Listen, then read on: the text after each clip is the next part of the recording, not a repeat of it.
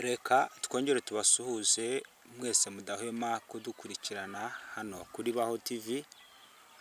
Turabashimira uburyo mukomeje kugaragaza umuhate wanyu ndetse no kudufasha mu bikorwa bitandukanye, haba gukanda like, gukanda subscribe ndetse no gukora share ibiganiro byacu bikagera ku bantu benshi batandukanye. Nk'uko bisanzwe ikiganiro ni gira ubuzima buzira umuze. Uyu munsi rero tugiye kureba ku ndwara y'umugongo. Abantu benshi barwaye indwara y'umugongo. Ubushakashatsi bwakozwe bwerekanye yuko mu mwaka wa 2020 bwerekanye yuko byibura mu bantu 10 abantu 8 baba barwaye umugongo. Urumva rero yuko abo bantu 8 ngo bagendana rimwe na rimwe n'ububabare bw'umugongo, rimwe na rimwe baba bafite cyangwa se ububabare bukomoka ku mugongo. Ikiganiro rero tugiye kurebera hamwe umugongo, indwara y'umugongo iterwa n'iki? Ese indwara y'umugongo yavurwa igakira cyangwa se ntabwo yavurwa igakira? Ikiganiro ni yego, yavurwa igakira. Turagushishikariza gukomeza gukurikirana kino kiganiro umunota ku wundi, kuko nyuma y'iki kiganiro turaza no kuvuga uburyo umuntu yakwirinda iyi ndwara neza akabaho ari umuntu uzirana n'iyi ndwara. Dore yuko iyi ndwara iyo yageze mu mubiri w'umuntu ishobora kuba yakwira no mu bindi bice by'umubiri, bityo ugasanga umuntu abayeho afite ububabare, afite uburibwe, nyamara bukomoka ku mugongo. Ndabashimiye kandi ndabakunda ugiye kudukurikira. Nge ubagezeho iki kiganiro nyita Lauben nk'uko bisanzwe. Mbere na mbere turibaza ngo indwara y'umugongo ni iki? Indwara y'umugongo ni indwara ifata urutirigongo cyangwa se uruti rw'umugongo, bityo ugasanga uwo muntu ahuye n'ububabare butandukanye bivuye kuri ubwo burwayi. Rimwe na rimwe ubwo buribwe bugakwira mu mubiri wose. Ariko se ubundi ubwo burwayi buterwa n'iki?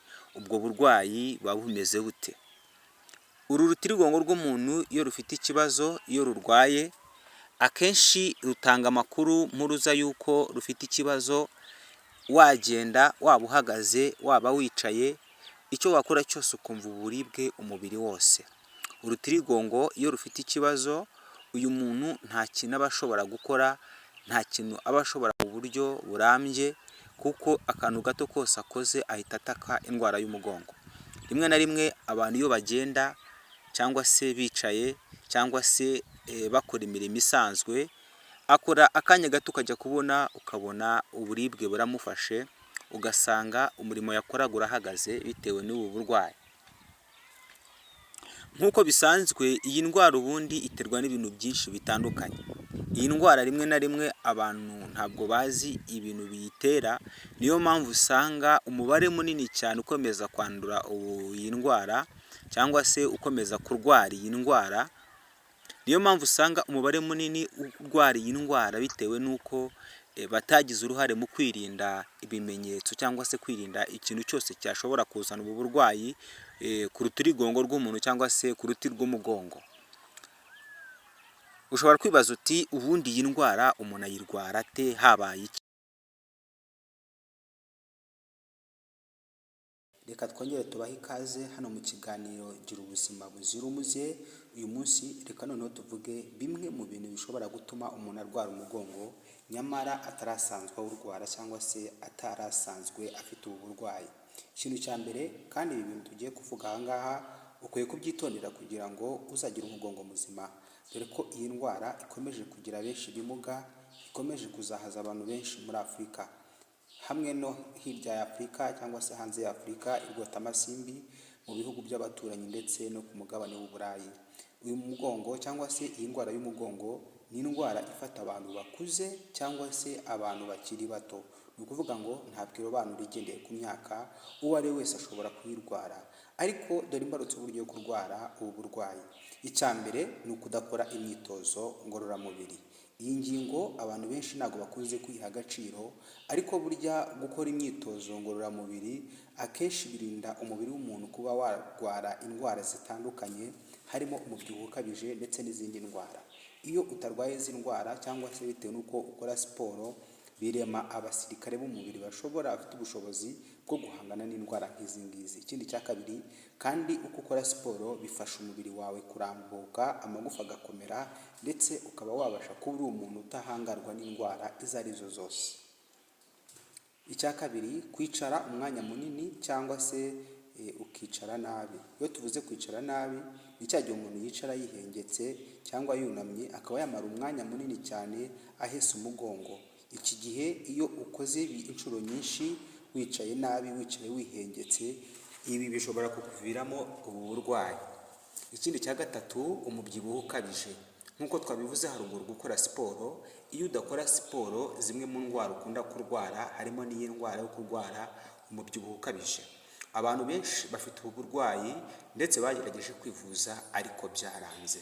Ariko inkomoko cyangwa se imbarutso yo kwirinda ubu burwayi ni uko ukora siporo inshuro nyinshi, kuko uko ukoze siporo umubiri ubwawo ushobora kurinda cyangwa se gutwika ibinure cyangwa se gutwika ibinure biba biri mu mubiri w'umuntu, bityo imitsi cyangwa se gukora kw'imitsi kugahora kumeze neza nta mbogamizi gufite. Cya gihe umuntu arwara indwara y'umutima pressure, ugasanga imitsi yaragiye irabyibuha yuzura ibinure aho ngaho, ugasanga umuntu afite ikibazo cy'umutima, byose byaravuye kudakora siporo.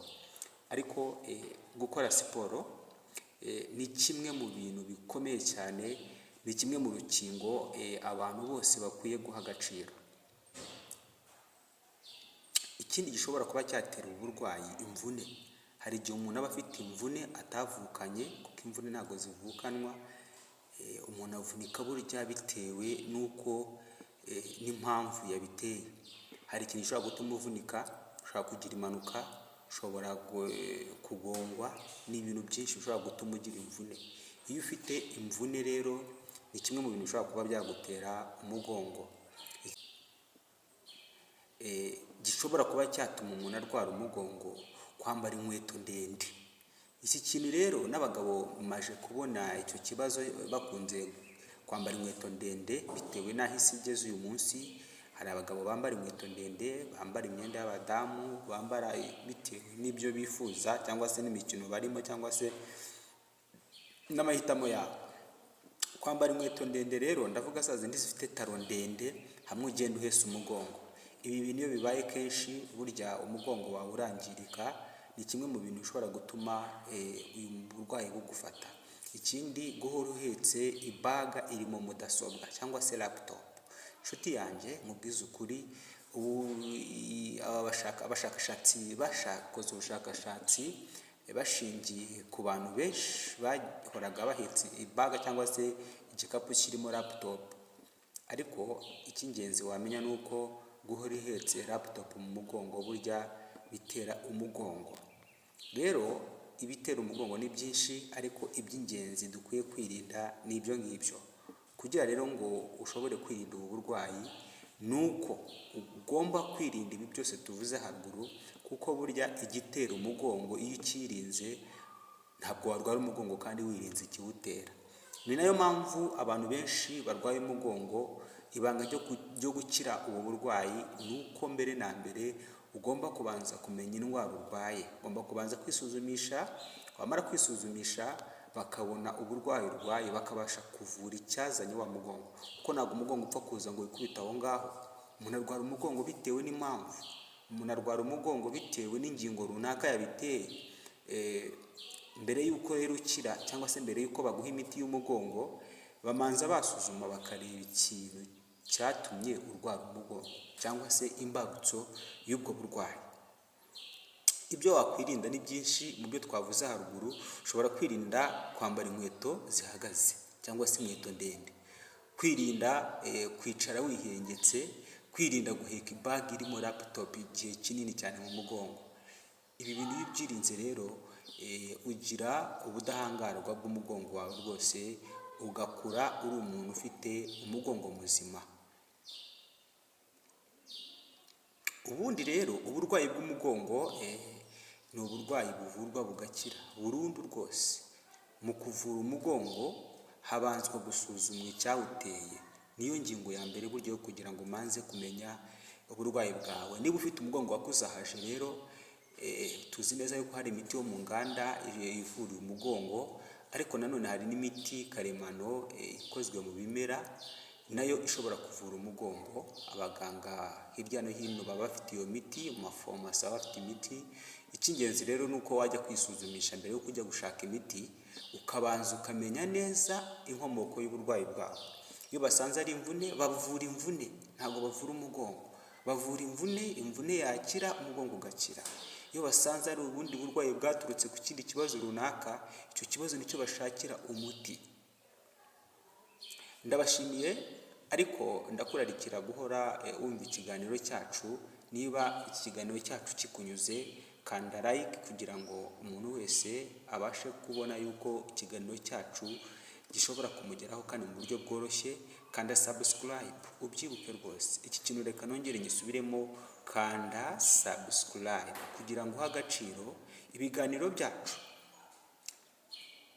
Birashoboka ko uyu munsi wowe ugize amahirwe yo kumva iki kiganiro, ariko nugiha like cyangwa se ukajya subscribe, uraba uduhaye imbaraga zo gukora ibiganiro byinshi, uburyo twakwirinda indwara n'uburyo twazirwanya, kuko Imana yaremye ibimera, ariko ibyo bimera ni namwe imiti, ni namwo hihishe imiti yose ituvura. Birashoboka rero yuko ushobora kumenya umuti wo wakwivurisha ubwawe.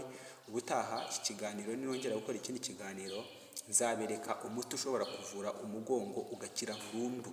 Nzakwereka umuti karemano, umuti uri mu bimera, umuti Imana yaremye mu bimera rwose, wowe ubwawe mu rugo ushobora kwikorera ubwawe ukaba wakira umugongo burundu.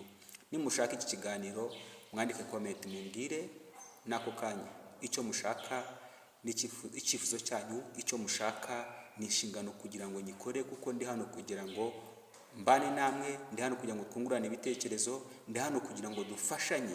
Uyu munsi rero ndagushishikariza kugira ngo kandi subscribe nk'uko bisanzwe. Nyita Lauben, ndabakunda cyane.